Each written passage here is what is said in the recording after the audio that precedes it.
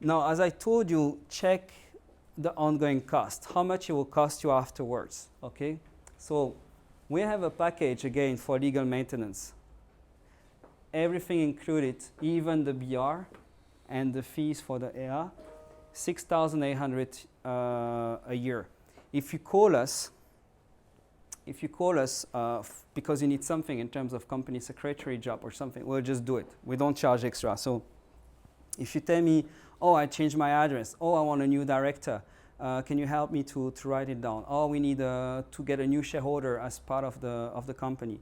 We need to do share transfer, whatever. We don't charge extra for that. We just do it. Okay, it's part of the package. So you're not scared to call us. We don't want to have our clients to get scared to call us because we'll start to press the clock and then we invoice them. No, for us it's all included. The only thing we will not include here, that's what I'm explaining here, is that if we have extra costs because of the job you make us do, like for example, we do a trade name for you, okay, and then the government charges 300, I think it's 333 or 343, something like that, for a trade name a year. We'll charge that back to you, but we won't charge for our consulting, okay? So this is for legal maintenance. The cool thing with this package is that you have strictly nothing to do, except wiring 6,800 every year, and we do everything for you, okay? Now the accounting, we have a package with bookkeeping or audit. Bookkeeping, it's not audit, it's accounting, sorry.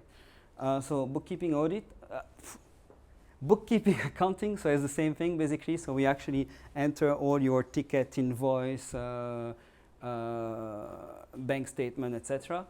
Then we do the audit. Obviously, it's through a partner because we cannot be your accountant and auditor, as I said before. And then we are your tax representative. And these we charge 8,800. So you say 8,800 for what?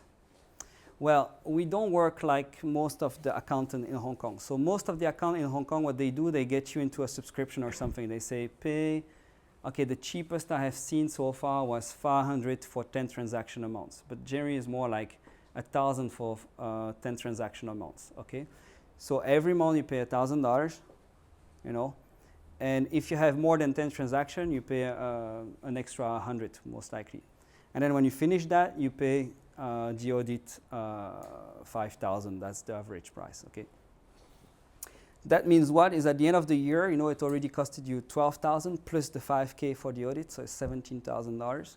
And on top of that is that as an entrepreneur, we want to put all our expenses in the business. You remember what I said here. So imagine that each time you go to Starbucks, okay, you get yourself a coffee, you buy it from your clients. You're so generous. You get an invoice of $100. You want to bring back this invoice to your accountant, put it inside your company, it costs you $100. I don't know you, but I think this is insane. I prefer to pay tax personally than to pay my accountant. So basically, what we decided to do is like, let's focus on the turnover because our biggest cost in the company is the audit cost.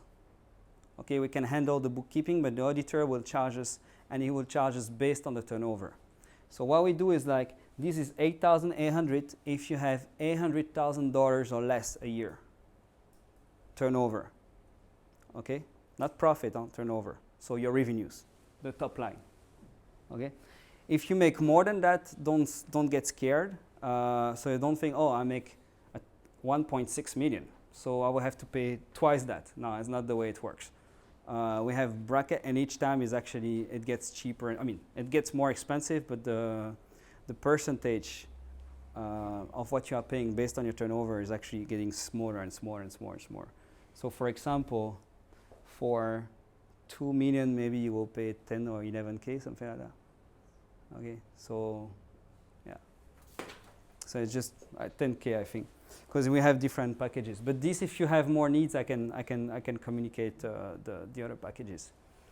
I have a question. Yeah. So that's based on the year, right? This is per year. Now, if you want an ongoing accounting, so this is a good question as well. If you want something more ongoing, what we do is we charge 150% of the annual cost. So you take this cost times 1.5. This is what we'll charge to get it done in an ongoing manner. Okay? What do you mean by Ongoing means monthly or quarterly or whenever you send us the invoice and the papers. Initially, what we were doing is to say you want it monthly, quarterly, or annually. But the truth is like the clients never have the discipline to send things monthly or quarterly. They send it whenever they want. So we started to do is like it's annually or ongoing. So you send it to us, we do it. Okay? And this basically it's is 1.5. It's 150% the price of the annual package. Now I tell you, it gets really sweet when you have bigger turnover because the price really doesn't increase significantly. But this we can discuss about it later. A year, for example, if you start a company in March, yeah. a year means March to April next year, or? Yeah. Now we will adjust your year, but this you will talk with our accountant, with Anita, and then she will see what's the best time for you to close the year. Okay, because for your first year you can do your accounting either for 12 months or 18 months. Okay, I never say that because I always normally I say 1 year, because if there is any trouble, if the client cannot get all the invoice and so on, we still have 6 months to catch up, you know. And it happens. Sometimes we need those 6 months. Would be sweet to have even a year. But yeah, in theory you can do 12 months or 18 months for the first accounting, and after it will be every year for sure. But as far as the government is concerned, is the calendar, like let's say the 31st of December in the calendar year? No, there is different time. Yeah. Well, there is the fiscal year in Hong Kong is closed in March, for example. But then you can also do your accounting from June to June, or December to January to December. Yeah. So it depends. But this, if you work with us, I mean, Anita, our CPA, will actually see with you what's best. Yeah. Okay. So these are the prices with us, and always the whole idea is always all inclusive. You know, we don't want to send you back invoices after. We want to make things simple, and that's why we package everything like that. Okay. If you have bigger turnover than 800,000, just let me know, and I will send you the price list for the rest. It's transparent as well, but it's just that I don't show it here. Okay. Any questions so far? No. So if you want to wrap up in terms of cost with us, which by the way, we are not expensive, so this is a good cost to keep in your mind. Even if you work with somebody else, you know, I don't mind. I mean, if you are comfortable to work with somebody else, this is a good cost to keep in your mind. It can go much higher than that. It can go a bit cheaper. But I mean, when you go cheap, you get cheap as well. Yeah?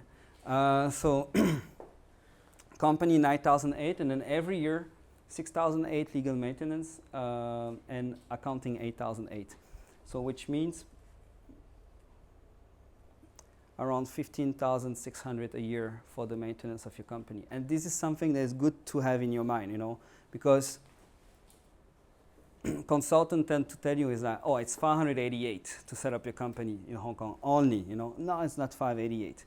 It's more circa to 10K, and then after you have to maintain it. So make sure that you can maintain, because the closing, we cannot just close your company like that. If you decide to close, most likely we will have to do your accounting, we'll have to do your audit. You may have to repay your BR, you know, and then we have to put the cost of closing on top of it. So that's why I like to explain the whole cost and ongoing maintenance. Okay. And the cost for the first year is 9,800. 9,008 plus this, basically, plus 8,800, and this is for the next year, basically. But it will fall at the same moment. Okay. You know, this is in 1 year. So in 1 year, you have to pay that for this year, and you have to pay that for next year. But then I pay, let's say, 9,800 today to set up the company. Yeah. And then I pay these at the end of the year. At the end of the year. 12 months later. 12 months later, yeah. So you can put that in your financial planning for your business as well. Okay.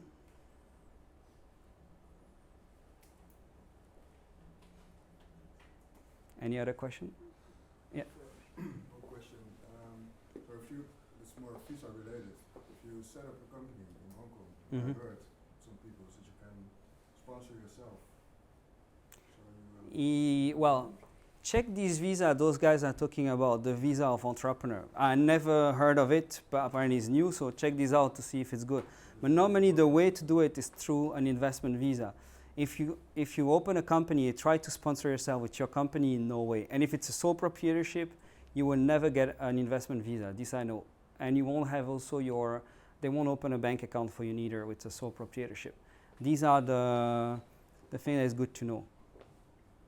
Does that apply to foreigners or residents?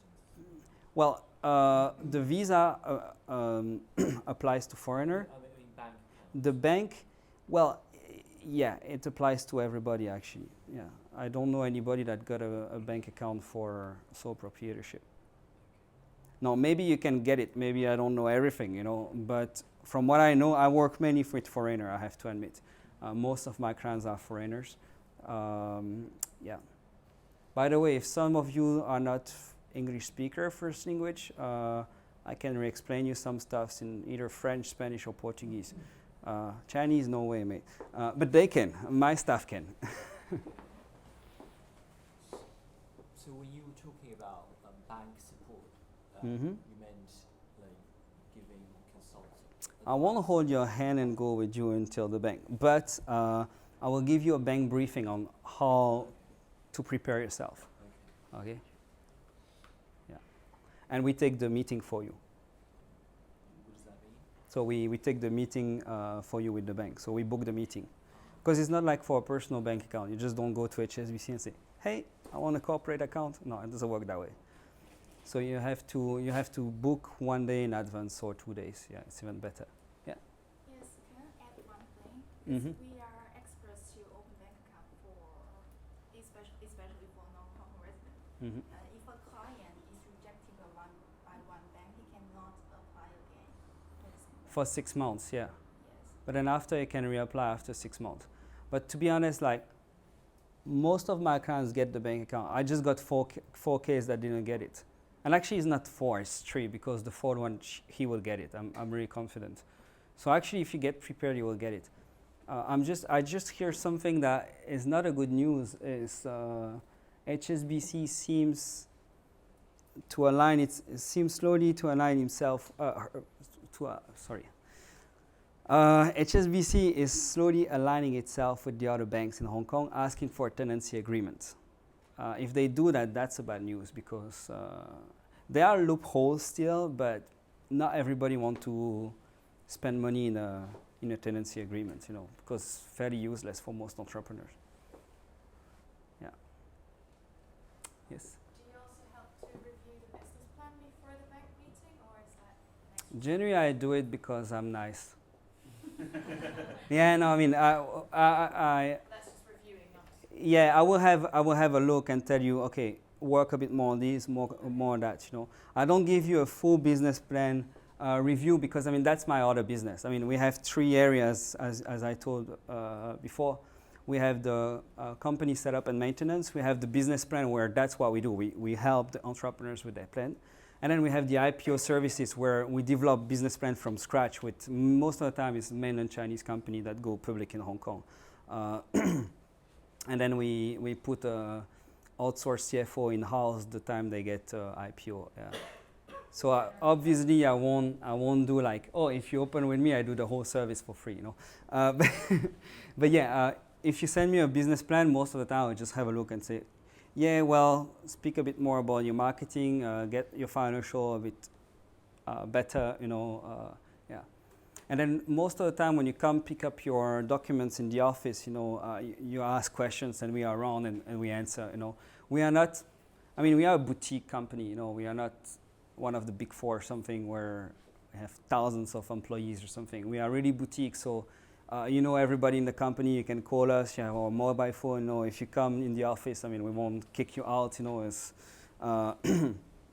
so yeah, it's not, I'm not saying that the business plan review is included, but if you send me one, I will have a look at it, you know. And from your experience, that's sufficient to open the bank account and get the bank account? Well, so far, honestly, I got 3 real rejections. And I think they were, except one, the 2 others were quite well deserved, you know what I mean? If I was the bank officer, I would actually reject them too. You know, one isn't fair. I tell you, the Egyptian is really unfair. So now, when I have people from this part of the world, I tell them before, that we can try, but be aware that because of your nationality and citizenship, basically there is a risk with the bank. You know, and this I can do nothing against it. You know. Yes, other thing. I think. Okay, so as I said before, if you send me an email or drop me your card, I send you this PowerPoint tomorrow.